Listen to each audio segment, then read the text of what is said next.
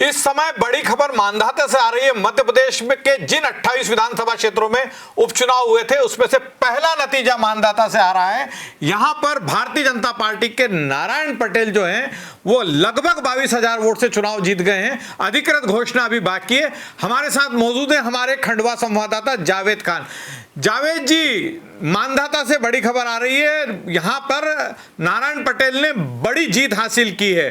क्या इस और ये जीत उन स्थितियों में हासिल की तमाम पूर्वानुमान को गलत ठहराते हुए मांधाता सीट को लेकर जितने आकलन थे वो सब गलत साबित हो रहे हैं। क्या कहना है आपका मांधाता के इस नतीजे पे?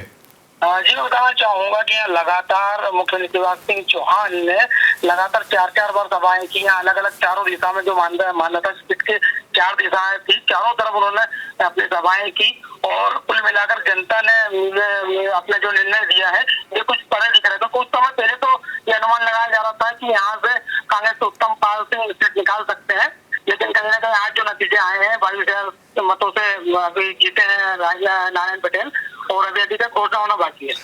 क्या कारण है इतनी बड़ी जीत का? इतनी बड़ी जीत का किसी को अनुमान नहीं था। इस सीट को लेकर तमाम पूर्वानुमान जो है वो गलत साबित हुए हैं। क्या कारण मानते हैं आप नारायण पटेल की इतने बड़े अंतर से जीत का?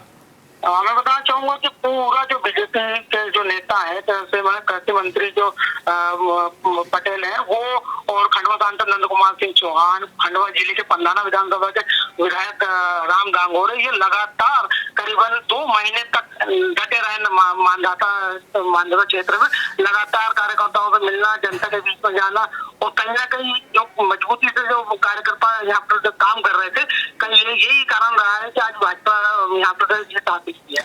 मांधाता और नेपानगर दोनों सीटों पर मध्य प्रदेश कांग्रेस कमेटी के पूर्व अध्यक्ष अरुण यादव की प्रतिष्ठा भी दांव पे लगी हुई थी। क्या अरुण यादव और उनकी टीम ने यहाँ जो मेहनत की थी वो कांग्रेस के उम्मीदवार उत्तम पाल के लिए मददगार साबित नहीं हो पाई?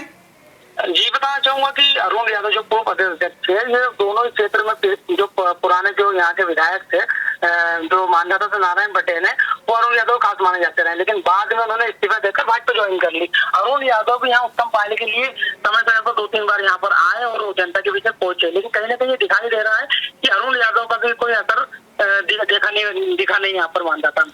मतलब अरुण यादव भी बेअसर साबित हुए इस निर्वाचन क्षेत्र में, जबकि उनके गृह क्षेत्र कसरावत से नजदीक है, उनका पुराना संसदीय क्षेत्र खंडवा है। ये सारी चीजें होते हुए भी मुझे लगता है कि जो नतीजा आया है वो ये स्पष्ट कर रहा है कि अरुण यादव भी यहाँ बेअसर साबित हुए।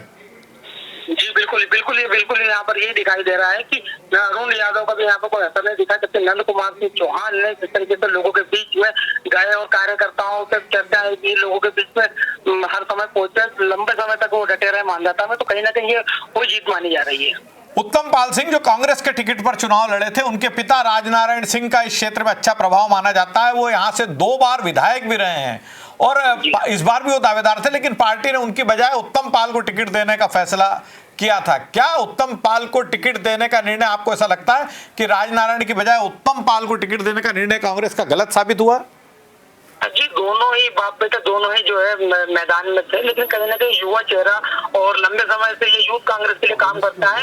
लंबे समय 12 साल तक लगभग 2012 से ये डटे हुए हैं और युवाओं को काफी जोड़ा उन्होंने कांग्रेस पार्टी में, यूथ कांग्रेस में। इसी को लेकर कहीं ना कहीं ऊपर से ये देखा गया कि यार यूथ के लिए काफी ये मैदान में रहे हैं और युवा को चेहरा दिया जाए यहाँ पर मांधाता में, तो उसी को देखते हुए उन्होंने मांधाता में अपने उम्मीदवार को मैदान में उतारा। धन्यवाद जावेद भाई। हमारे साथ अब हैं मांधाता से कांग्रेस के उम्मीदवार रहे उत्तम पाल सिंह। उत्तम पाल सिंह हमारे साथ मौजूद हैं। उत्तम पाल सिंह जी, मैं अरविंद तिवारी डिजियाना न्यूज से बोल रहा हूँ। क्या नतीजे पर आपकी क्या प्रतिक्रिया है? जो अभी तक सामने आ रहा है कि फैसला नारायण पटेल के पक्ष में गया, आपकी क्या प्रतिक्रिया है? जनता ने जो जनादेश दिया उसको स्वीकारते हैं। हमारा चुनाव जो है सरकार से था, धन बल के साथ था और बहुत मोटे बीजेपी के लोगों ने बहुत मोटे पैसे का चुनाव था। सरकार पूरी तरह से चुनाव लड़ रही थी और जो जनता ने जनादेश दिया उसको स्वीकारते हैं। उत्तम जी, मालवा निमाड़ में मांधाता ही एक ऐसी सीट मानी जा रही थी जहां कांग्रेस के लिए बहुत अच्छी संभावनाएं दिख रही थी, लेकिन वो संभावनाएं तो धूमिल हुई इस नतीजे से, लेकिन एक बड़ा अंतर भी सामने आया है। तो इतने बड़े अंतर का आप क्या कारण मानते हैं? आपके पिताजी ने भी पहले यहाँ से कई चुनाव लड़े, जीते भी हैं वो, लेकिन ये जो अंतर आया है बड़ा मतों का जो सामने आ रहा है, क्या कारण मानते हैं आप इसका इतना? इसी सब चीज पे हम सोच रहे हैं। अंतर तो बहुत बड़ा गया, होना नहीं चाहिए था। ये एक तरफा इलेक्शन गया है। इस पर अब हम चिंतन मंथन करने की जरूरत है, इस पर आगे कैसा काम करने की जरूरत। उत्तम जी, क्या कांग्रेस के सारे नेताओं ने इस चुनाव में ईमानदारी से आपका साथ दिया?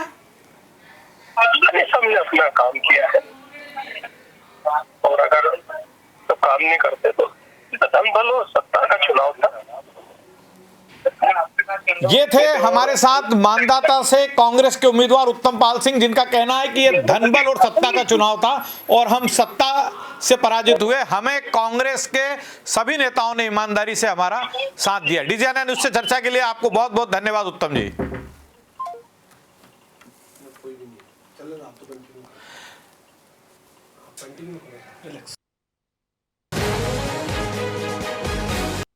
On the occasion of Diwali, Hastashilpi presents Silk India 2020 exhibition cum sale at Abhay Prashal, Indore, 4 नवंबर से